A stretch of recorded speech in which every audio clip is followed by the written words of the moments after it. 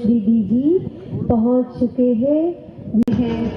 हार्दिक अभिनंदन कर रहे हैं। हमारे जनक कुंज के विशेष ज्योति दीदी दुबई से आज हमारे बीच में है। आदरणीय संतोष दीदी और ज्योति दीदी आज हमारी इस भट्ठी को अग्रसर कर रहे हैं। तो आज भट्ठी की विधिवत शुभारंभ करने का ये कार्यक्रम में आप सभी आदरणीय दीदियों का हम तहे दिल से स्वागत करते हैं। स्वागत की श्रृंखला में कैलाश दीदी से मैं विनती करती हूँ कि हमारे संतोष दीदी जी का पुष्प गुच्छ से स्वागत करेंगे। दुबई से विशेष ज्योति दीदी खास इस भट्ठी के लिए आए हैं और यहाँ रह करके यहाँ की आत्माओं की बहुत सुंदर पर आज हमारी मणिनगर सब जोन की कमेटी की अन्य दीदियाँ, आदरणीय कैलाश दीदी, आदरणीय अमर दीदी, आदरणीय उषा दीदी सभी हमारे साथ हैं। नेहा दीदी हमारे मणिनगर सब जोन का नेतृत्व करते हैं। भगवती दीदी, विजया दीदी और भारती दीदी भी थोड़ी देरों में हमारे बीच में पहुंचेंगे। आज बाबा की ये बगिया के गुलदस्ते के फूल, ये फूल यहाँ जिन इंद्रप्रस्थ की बाबा की बगिया के हैं। आज हम अपने आप को संपूर्ण बनाने के लिए, परिपक्व करने के लिए संगठन में एकत्रित हुए हैं। आप सभी का हार्दिक दिल से स्वागत करने के लिए मैं आदरणीय नंदा बहन जी से अनुरोध करती हूँ। नंदा बहन पिछले 1.5 वर्ष से इस इंद्रप्रस्थ की भूमि को हर रीति से सजा रहे हैं। ओम शांति। आज वतन से बाप दादा बहुत बहुत खुश हो रहे हैं। साथ में एडवांस पार्टी, हमारी आदरणीय मीठी माँ मम्मा, हमारी माँ सरला दीदी और समस्त सभी वरिष्ठ दादियाँ आज जीजीआरसी का ये रंग देख करके प्रकृति भी खुशबू फैला रही है और इसी खुशबू को और फैलाने के लिए आज हम सभी के बीच महाराष्ट्र, मुंबई, आंध्र प्रदेश के डायरेक्टर हमारे परमादरणीय राजयोगिनी संतोष दीदी जी हम सभी के बीच में संतुष्ट मणि बनाने के लिए पहुंच गए हैं। दीदी जी आपका तहे दिल से स्वागत करती हूँ, स्वागत करती हूँ, स्वागत करती हूँ। साथ में और इस खुशबू को और ज्यादा खुशबूदार बनाने के लिए हमारी आदरणीय राजयोगिनी ज्योति दीदी जो फ्लाइट टिकट कैंसिल करके भी इस प्रोग्राम को और शानदार बनाने के लिए ठहर गए, ऐसे हमारी ज्योति दीदी का भी बहुत बहुत स्वागत है, स्वागत है, स्वागत है। मणिनगर सब जोन की हमारी आदरणीय दीदी जी के सभी राइट हैंड्स, आदरणीय नेहा बेन, आदरणीय अमर बेन, आदरणीय उषा बेन, आदरणीय कैलाश दीदी, भगवती दीदी, विजया दीदी, भारती बेन, सबका स्वागत है, स्वागत है, स्वागत है। जीजीआरसी को दिन रात एक करके इसका निर्माण कार्य आगे बढ़ाने के लिए आदरणीय सरला दीदी का संकल्प, बाबा का संकल्प और मम्मा का संकल्प पूर्ण करने प्रयास दिन रात किया। ऐसे हमारे आदरणीय मुकेश भाई, आप सभी मणिनगर की मणियों का तहे दिल से स्वागत है, स्वागत है, स्वागत है। खास आज का ये शुभ दिन 2018 का एक भट्ठी जीजीआरसी में हुआ था, तब तो कुछ भी नहीं था, लेकिन आज 4 साल के बाद पुनः आज ऐसी बहुत ही शक्तिशाली तपस्या भट्ठी होने जा रही है। उसके निमित्त बाप दादा का और हमारी आदरणीय संतोष दीदी का तहे दिल से स्वागत करते हुए आभार व्यक्त कर रही हूँ। सभी का मैं दिल से स्वागत करती हूँ। धन्यवाद। बहुत बहुत धन्यवाद नंदा दीदी। मुझे याद है 2014 की संगठित भट्ठी बहुचर ग्रीन पार्टी प्लॉट में, और उस समय दीदी के सामने डॉक्टर मुकेश भाई ने कहा कि दीदी अपना भी एक ऐसा स्थान हो जहां हर साल हम इकट्ठे होकर भट्ठी करें, क्योंकि आप सब जानते हो कि भट्ठी का स्थान शुरू होने के 3 महीने पहले ही ढूंढा जाता था। तो प्रतिवर्ष बहनें घूम करके कौन से नए स्थान पर भट्ठी करनी है। हर वर्ष नया नया स्थान ढूंढते थे और भट्ठी करते थे। किस प्रकार से हम भट्ठी करेंगे, कौन सी विधि से करेंगे, तो आदरणीय उषा दीदी भट्ठी का लक्ष्य और उद्देश्य हमें स्पष्ट करेंगे। ओम शांति। हम सर्व के अति प्रिय हमारे परम पिता, परम शिक्षक, परम सतगुरु, विशेष आज के दिन याद आ रहा है कि वो बाबा हमारी बहुत बहुत बहुत मीठी माँ भी है। इसलिए कि आज के दिन बहुत बहुत बहुत जोर से ठंडी पड़ने वाली थी, ऐसा न्यूज़ हवामान की तरफ से था कि 2 दिन बहुत हवा तेज से चलेगी। तो कई भाई बहनें सोचते थे और भी खुली जगह में तो कितनी ठंडी होगी, परंतु माँ जो होती है ना, वो बहुत ठंडी पड़ती है तो ऐसे गोदी में छिपा लेती है कि उसको ठंडी का रिंचक मात्र भी इफेक्ट नहीं आता है। तो शिव बाबा हमारी माँ है और उसने अपनी गोदी में प्रकृति की चादर उड़ा करके ऐसे हम सबको यहाँ बिठा दिया कि ठंडी की जरा भी असर नहीं हो रही है। नहीं तो यहाँ ऐसे खुले रहना पॉसिबल नहीं होता है, बहुत लोग सोचते थे। परंतु बाबा पर विश्वास रखो, सर्व संबंध से बाबा हमें कैसे प्रोटेक्ट करते हैं। ऐसे हमारे प्यारे शिव बाबा, ब्रह्मा बाबा, बाप दादा और विशेष आज मुझे संतोष दीदी हमारे इंटरनेशनल हेडक्वार्टर के एडिशनल चीफ के रूप में विशेष दिखाई देते हैं, इसलिए कि जो हमारा बहुत काल से जनवरी मास में संगठित रूप में भट्ठी करने के संस्कार बन गए हैं। बहुत काल इसलिए कहती हूँ, कई वर्षों से हम लोग ये भट्ठी करते हैं, पर दीदी एडिशनल चीफ के रूप में मुझे इसलिए दिखाई देती है कि एक बार हमारी भट्ठी के अंदर गुलजार दादी आए थे, जबकि वो भी बड़ी दादी के साथ एडिशनल चीफ के रूप में थे। तो वो याद दिलाने के लिए संतोष दीदी आज उसी रूप में हमारे सामने है। ये बहुत बड़ा सौभाग्य है कि इंटरनेशनल हेडक्वार्टर की एडिशनल चीफ हमें भट्ठी कराने के लिए आवे, ये कोई कम बात नहीं है, बहुत बड़े भाग्य की बात है। और आज जहाँ हम इकट्ठे हुए हैं वो बीज कुछ साल पहले पड़ा था और आज उसका प्रत्यक्ष रूप हम देख रहे हैं कि अपने ही स्थान पर हम संगठित रूप में योग तपस्या करने के लिए इकट्ठे हुए हैं। बाबा के 2 शब्द हमेशा याद रखना है, अचानक एवर रेडी, और कभी भी कुछ भी हो सकता है। और साथ साथ मम्मा के जो शब्द है वो भी अभी समय प्रमाण बार बार स्मृति में आता है कि हर घड़ी अंतिम घड़ी समझो।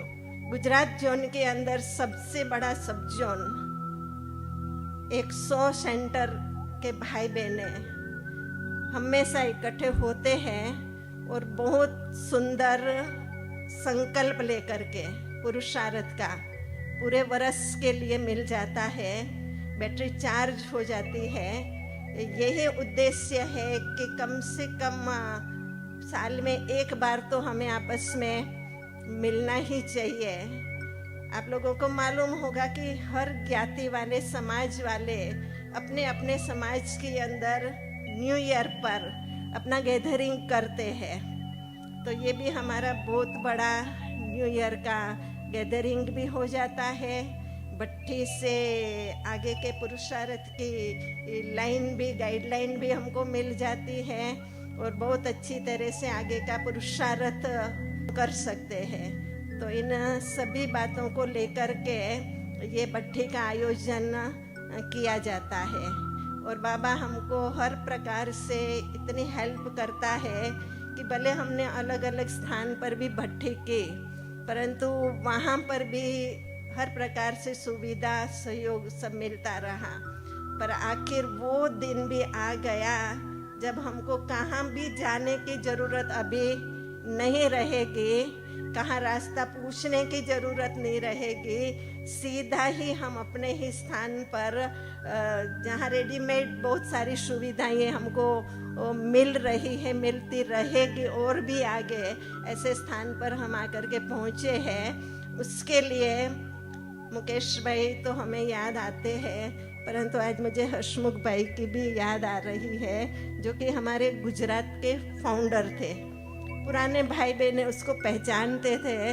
उनकी याद मुझे इसलिए आती है कि हसमुख भाई का नेचर था छोटे से छोटा काम हो या बड़े से बड़ा प्रोग्राम हो, पर वो हमेशा ही हमारे साथ रहते थे।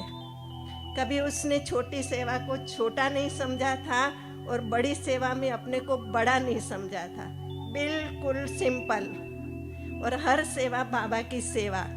मुकेश भाई भी हमारे इसी नेचर के हैं। अभी तक कभी नहीं, परंतु आज मुझे वो भी स्मृति आ रही है कि वो भी कैसे हमको हर प्रकार से मदद करते थे। सभी भाई बहनें बहुत अच्छी तरह से हमको सकाश देने के लिए मंच पर उपस्थित है। भट्ठी का उद्देश्य यही होता है कि बड़ों की दृष्टि सदा हमारे ऊपर रहे और नज़र से निहाल हम होते रहे। इसी उद्देश्य के साथ ये भट्ठी का आयोजन किया है। उसका लाभ भट्ठी के एंड तक हम लेते रहेंगे। इसी शुभ भावना के साथ ओम शांति। बहुत बहुत धन्यवाद उषा दीदी। आत्मा की ज्योति आज जगाने का दिन है, तो उसका प्रतीक हम दीप प्रगटा करके महाज्योति को इस सभा में आह्वान करेंगे। आदरणीय बाप दादा और दीदियाँ दादियाँ सभी मिल करके आज के इस भट्ठी का विधिवत उद्घाटन करेंगे। हम सभी शिव बाबा को परमधाम से नीचे आमंत्रित करते हैं। सूक्ष्म वतन से बाबा, मम्मा, दादी प्रकाशमणि, दादी जानकी, बाबा का रथ गुलजार दादी, मधुबन से डॉक्टर निरंजन भाई, आप भी आएंगे। मधुबन से डॉक्टर निरंजन भाई, आप दीप प्रज्वलन विधि में साथ होंगे।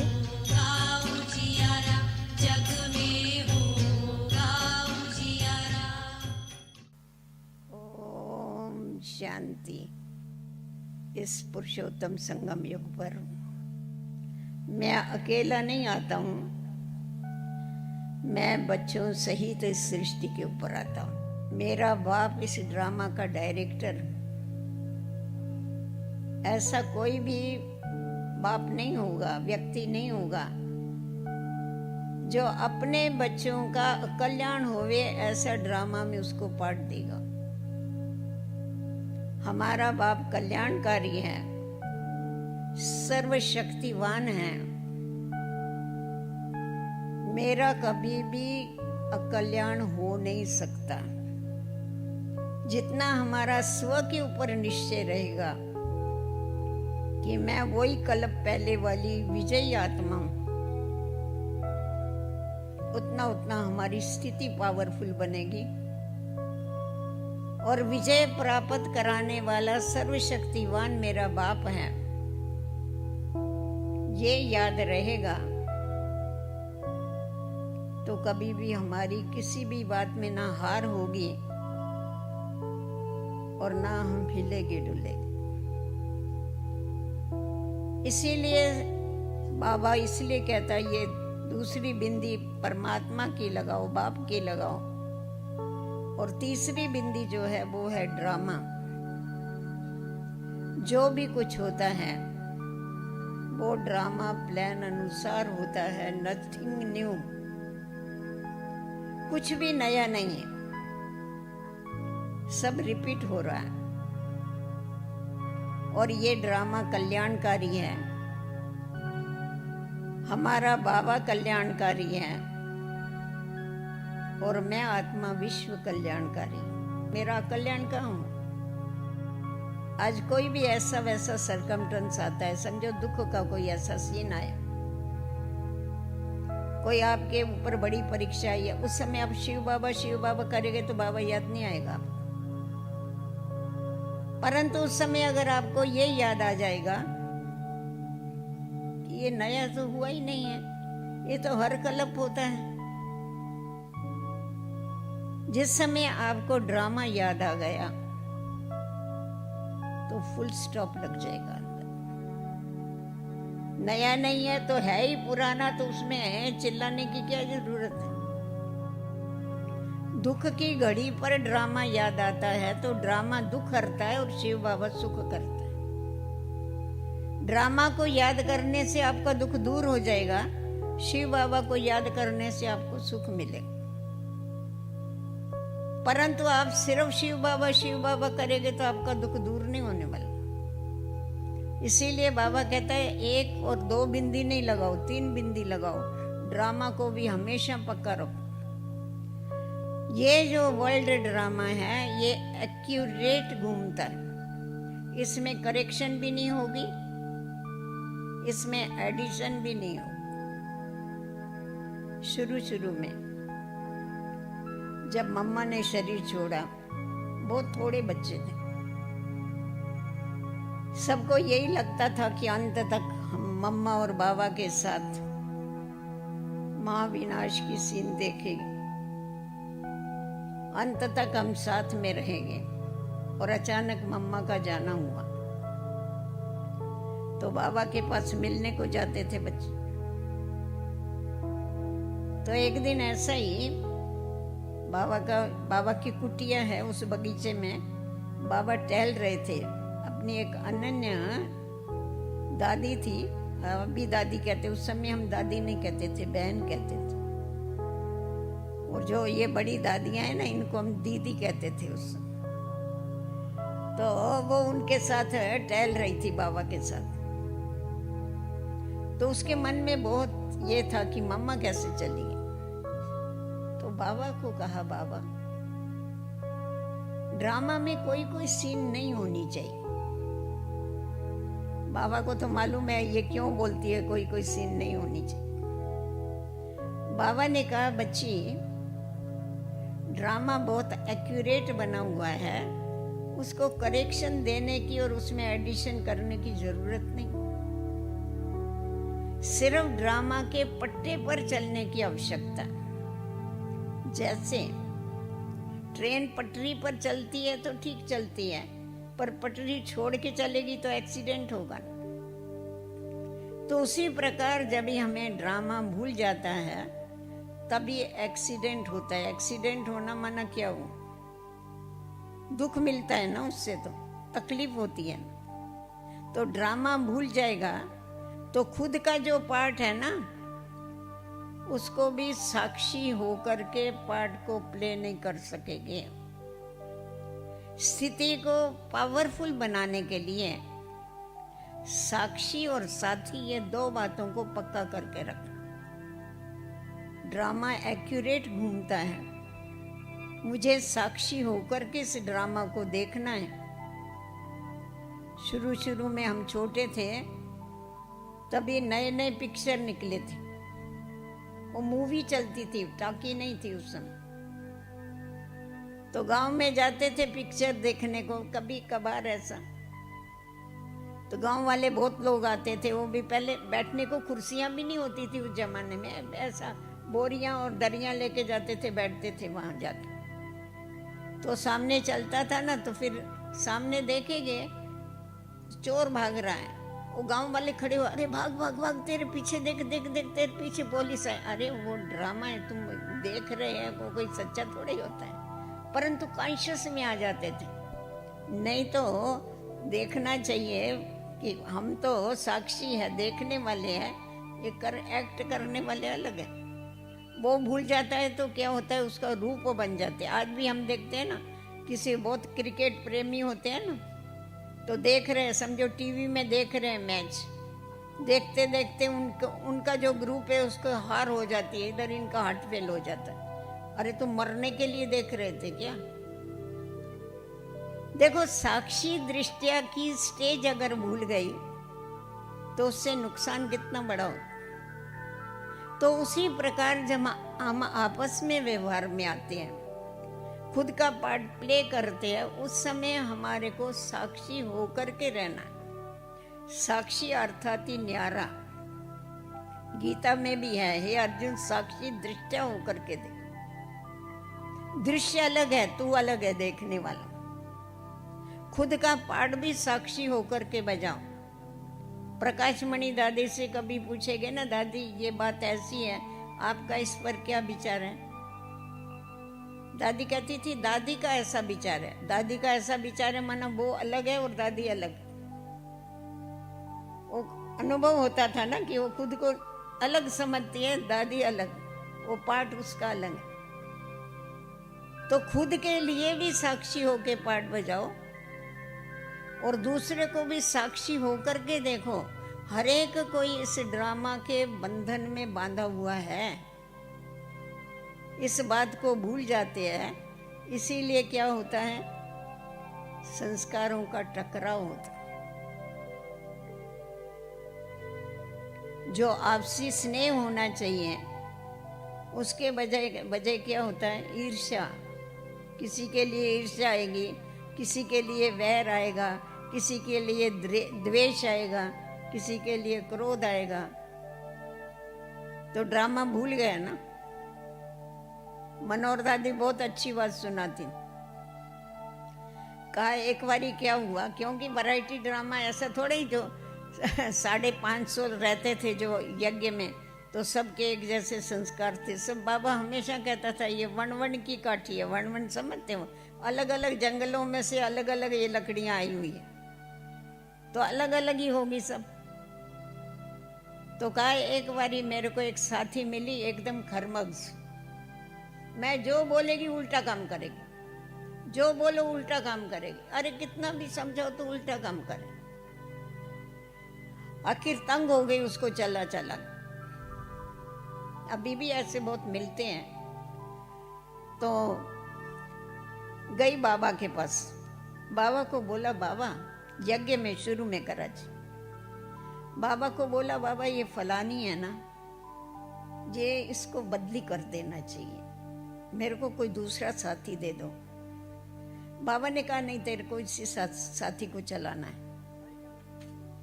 तो बोला अच्छा बाबा, फिर आप उसको समझाओ, ये ऐसा ऐसा करती है, मैं जो बोलती हूँ मेरा तो सुनती नहीं, आप समझाओ। बाबा ने कहा ठीक है मैं समझा दूंगा। ठीक है मैं समझाता हूँ। बाबा ने उसको समझाया। कुत्ते की पूंछ तो टेढ़ी की टेढ़ी रहेगी। फिर 15 दिन हो गए, 20 दिन हो गए, वो तो जैसा चलना था वैसा ही चलती थी। फिर ये गई बाबा के पास। बाबा आपने उसको समझाया? बाबा ने कहा हाँ मैंने समझाया। बोला बाबा उसमें तो कोई फर्क नहीं पड़ा, वो तो जैसी थी वैसी चल रही है। बाबा आप फिर से उसको समझाओ। बाबा ने कहा अच्छा मैं फिर समझाता। फिर बाबा ने उसको समझाया, फिर जैसे थे वैसे। एक आध दिन अच्छी चली, फिर जैसी तैसी। फिर तीसरी बार ये बाबा के पास गई मनोहर दादी। बोला बाबा अभी मेहरबानी करके उसको बदली करो, मैं बहुत तंग आ गई उससे। बाबा ने कहा बच्ची मेरे को ये बताओ, तुमको सतयुग में दासी चाहिए या नहीं चाहिए? बोला मेरे को इतना प्यार आया उस बहन के लिए, मैं जाके गले लगी उसके कि अरे मेरे को यहाँ से दासी मेरे लिए बन रही, मैं काहे को हैरान हो रही हूँ। अभी जिसको दासी बनना है तुम रानी तो नहीं बना सकेगी उसको। तो हर एक आत्मा जो है वो अपने पार्ट में बांधी हुई है। बाबा क्यों बोलता है ये बिंदी लगाओ? ड्रामा की बिंदी किसके लिए बोलता है? इसलिए बोलता है जब आपस में तुम व्यवहार में आते हो, साक्षी होके देखो उसका ये पार्ट।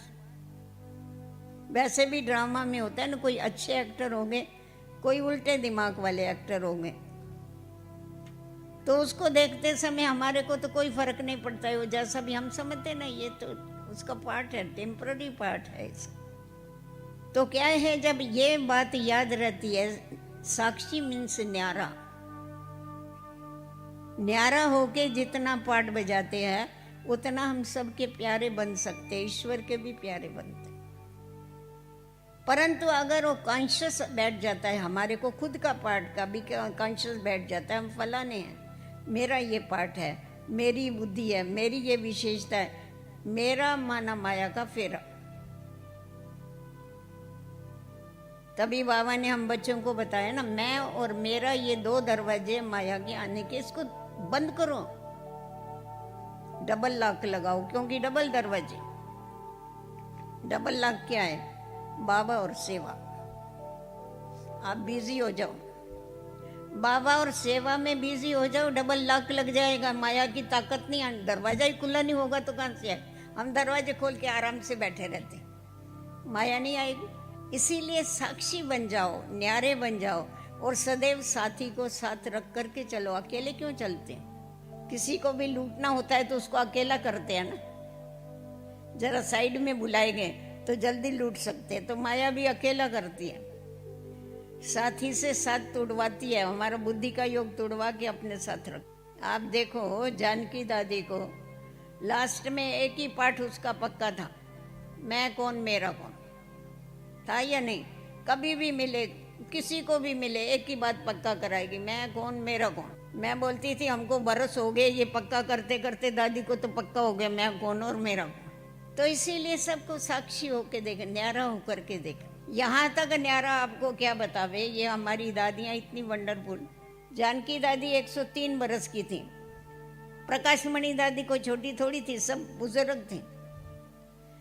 कोई बुढ़ी आएगी ना दादी के सामने, बोले ये बेचारी बहुत बुढ़ी हो गई, हमारे को हंसी आती थी। हम बोले ये दादी आपसे भी ज्यादा बुढ़ी हो गई क्या? हाँ, उसको ये याद नहीं होता था मैं बुढ़ी हूँ, वो बोले ये बेचारी बहुत बुढ़ी हो गई, हाँ कितनी बुढ़ी हो गई है ये। और वो तो उससे 10-20 बरस छोटी होगी। मतलब इतने ये साक्षीपन की ये न्यारा बाबा ने बच्चा बना दी। आयु का भी कॉन्शियस नहीं, बुद्धि का अहंकार नहीं, शरीर का भान नहीं, ये है साक्षी स्थिति। सब कुछ करते हुए भी न्यारा, अपना पार्ट प्ले करते हुए न्यारा, दूसरों का पार्ट देखते हुए भी न्यारा। जो हो रहा है बहुत अच्छा हो रहा है, जो होने वाला है वो भी अच्छा होगा, जो होगा उससे भी अच्छा होगा, जाने दो, होने दो। तो इसमें क्या है, हमारा व्यर्थ चिंतन बंद हो जाता। ड्रामा को याद करने से व्यर्थ चिंतन बंद हो जाता। जब यज्ञ की स्थापना हुई तो ऑलमाइटी बाबा ने बहुत सारे जो अपने गुह्य राज है ड्रामा के, ज्ञान के, जैसा आत्मा 84 लाख योनि नहीं लेती है, परमात्मा सर्वव्यापी नहीं है, गीता का भगवान कौन है, ये जो भी हमारे गुह्य राज है ना, ऑलमाइटी बाबा ने संदेशी के द्वारा स्पष्ट करके बताए। ब्रिजेंद्र दादी को कहा ये जो कपाट है ना, लकड़े का जो कपाट है ना, ये कल सवेरे 9 बजे गिरने वाला है। उसने बोला ठीक है। फिर थोड़ी देर के बाद उसको कहा अगर समझो बाबा ने तुमको बोला 9 बजे ये कपाट गिरने वाला है और कल अगर 9:30 बज गया ये कपाट नहीं गिरा तो तुमको संशय आएगा? उसने कहा मेरे को जरूर संशय आएगा। क्योंकि आप भगवान हैं, भगवान बोलता है 9 बजे कपाट गिरेगा, और नहीं गिरा तो मेरे को तो संशय आएगा ना कि भगवान है कि कौन है, या झूठ बोलता है, ये क्या करना। बाबा ने कहा यही पॉइंट तुम्हारी वीक है बच्चों की। बाबा ने कहा 9 बजे कपाट गिरेगा, ये ड्रामा प्लान अनुसार कहा। दूसरे दिन 9 बजे कपाट नहीं गिरा, ये भी ड्रामा प्लान अनुसार नहीं गिरा। ड्रामा इतना पक्का होना चाहिए। बाबा ने बोला वो भी ड्रामा अनुसार नहीं हुआ, वो भी ड्रामा अनुसार। फिर उसके बाद बाबा ने ये ड्रामा के सारे राज समझाए, क्योंकि ये ड्रामा बड़ा कल्याणकारी ड्रामा है। अगर हम एक बात को समझ लेवे कि ये संगम युग, ये ड्रामा की शूटिंग का समय, जब ड्रामा शूट होता है तो हर एक एक्टर का खुद के तरफ ध्यान रहता है कि मेरा पार्ट एक्यूरेट चलना चाहिए। वो दूसरे को कभी नहीं देखेगा, दूसरे को देखेगा तो उसका भी पार्ट क्या हो जाएगा, खराब हो जाएगा। वो खुद को देखेगा। सबको देखने का काम डायरेक्टर का है, उसका काम नहीं है। तो इतना ध्यान अगर हमारे ऊपर है, बाबा क्यों हमको कहता है कि ये कलप रिपीट होता है। बच्चे अभी फेल हुए ना, हर कलप फेल होना पड़ेगा। ये क्यों कहता है, हमारा इतना अटेंशन रहे अपने ऊपर कि अभी ये शूट हो रहा ड्रामा। अभी अगर हम फेल हुए तो कलप हुए, इसीलिए हमको फेल नहीं हो। तो ये ड्रामा है बड़ा कल्याणकारी, परंतु इसको समझ करके चलना।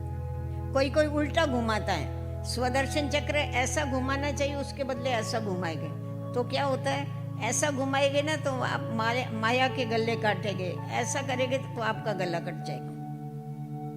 ड्रामा में होगा तो हो जाएगा, हो गया।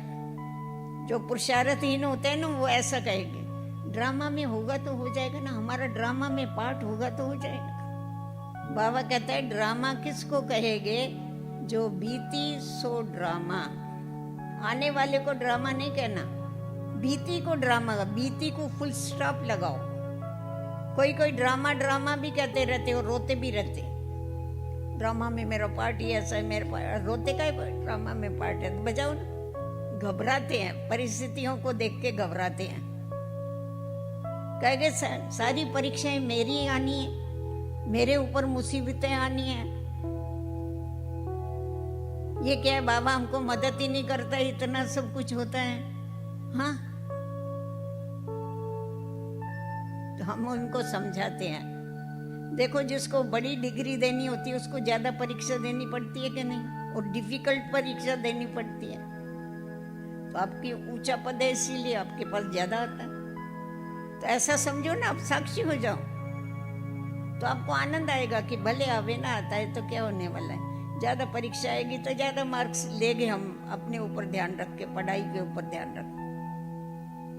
बाबा ने हम बच्चों को सब रहस्य समझाए हुए है, परंतु हम अलबेले बन करके क्या करते हैं, भूल जाते, छोड़ देते हैं। पर अगर सदैव हम याद रखें, बाबा ने जो सुनाया हुआ है वो सदैव अगर याद रहे ना हमारे को, तो समय के ऊपर क्या होता है, हमें ये सब बातें बहुत काम में आती। तो साक्षी दृष्टिया की स्टेज के ऊपर रहना, अर्थात ही क्या करना, एकदम डिटैच होकर के रहो। बाबा कैसे डिटैच होके रहा, बाबा की किसी के साथ अटैचमेंट नहीं थी, उसकी देह के साथ ही अटैचमेंट नहीं थी, और किसके साथ हो। जिस दिन से बाबा ने शिव बाबा को अपना रथ दिया, उसके बाद कभी भी बाबा के मुख से हम लोगों ने ये नहीं सुना कि ये शरीर मेरा है।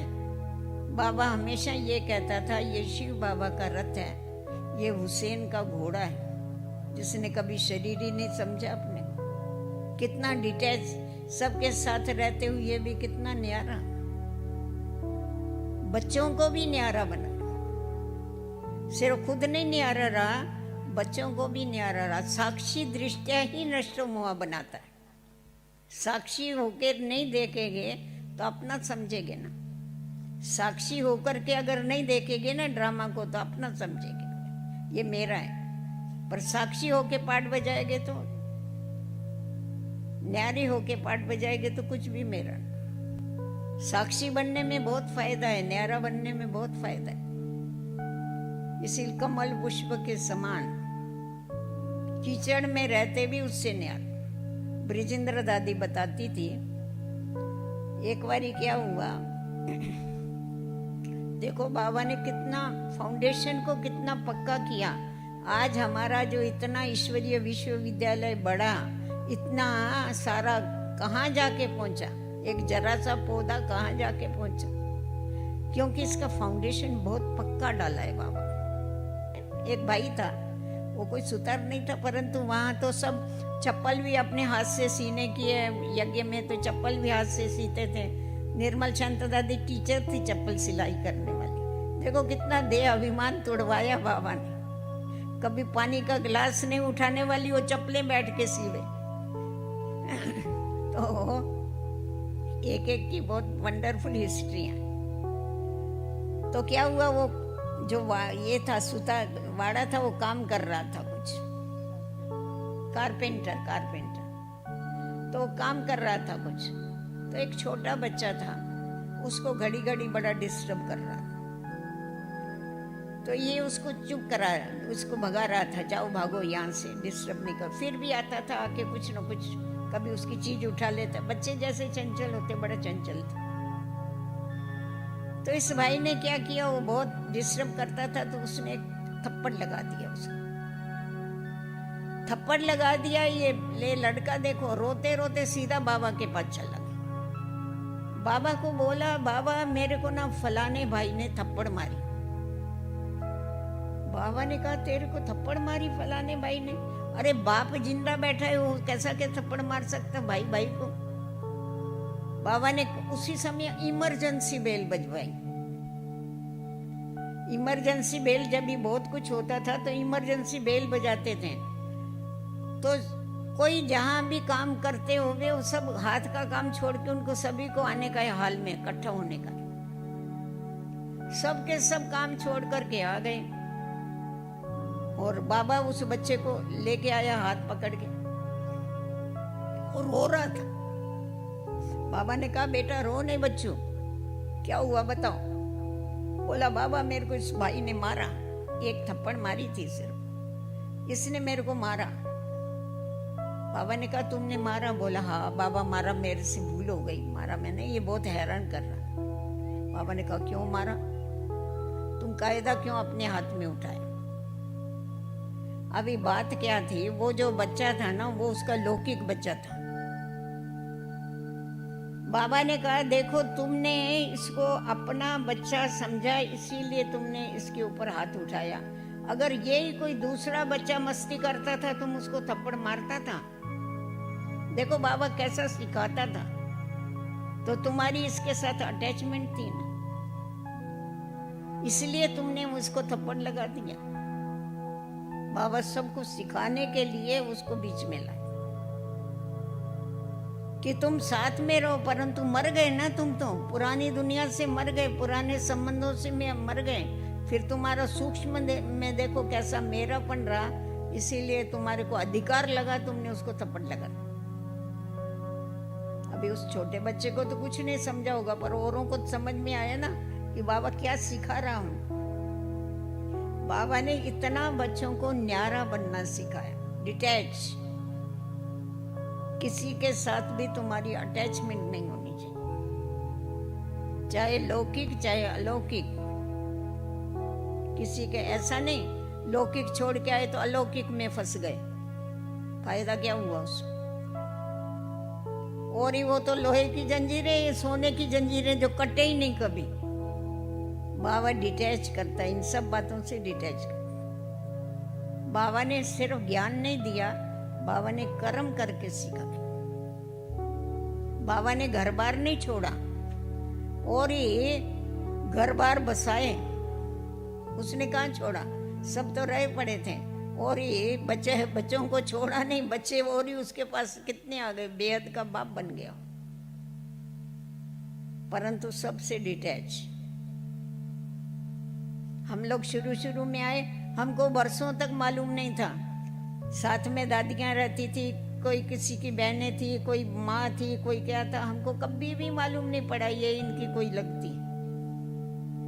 तो ऐसा बाबा ने न से हम तो यही सीखा उन लोगों से कि कैसा साथ में रहते हुए भी हम डिटैच रहे सबके।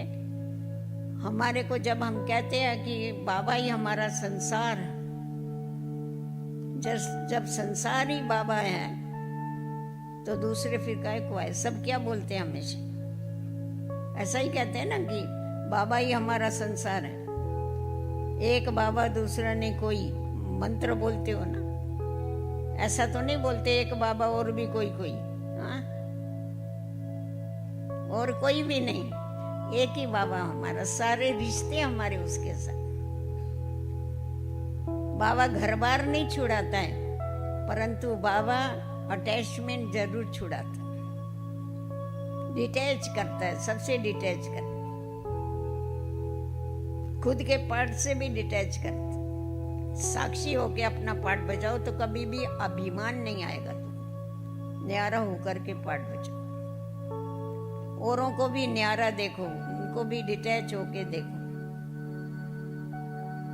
तो किसी की अच्छाई होगी तो अच्छाई लेने की हमेशा ध्यान में रहेगा, किसी में बुराई होगी तो उसमें तुम्हारी बुद्धि नहीं जाएगी।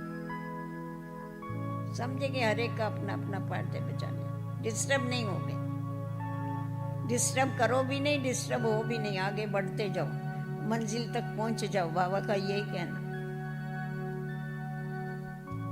तो साक्षी दृष्टया माना ही एकदम ऊंची स्टेज। ब्रह्मा बाबा को देखा ना, हम कितना साक्षी था, इतना साक्षी बन गया था। लास्ट में तो हमने देखा बाबा पहले तो फिर भी बैठ करके सर्विस समाचार वगैरह सुनते थे, पर जैसे जैसे बाबा कर्मातीत अवस्था के नजदीक गया ना, एकदम उपराम, साक्षी माना ही उपराम, जैसा ऊपर ही रहता था, नीचे आता ही नहीं था। बोलेगे तो भी जैसा सुन ही नहीं रहा, सुनते हुए भी नहीं सुन रहा। बाबा कहते हैं ऐसी प्रैक्टिस करो, क्योंकि हम सभी को भी अपनी उस स्टेज को प्राप्त करना है, बाप को फॉलो करना है। तो इस स्थिति में बहुत आनंद है, ये बहुत ऊंची स्थिति है जो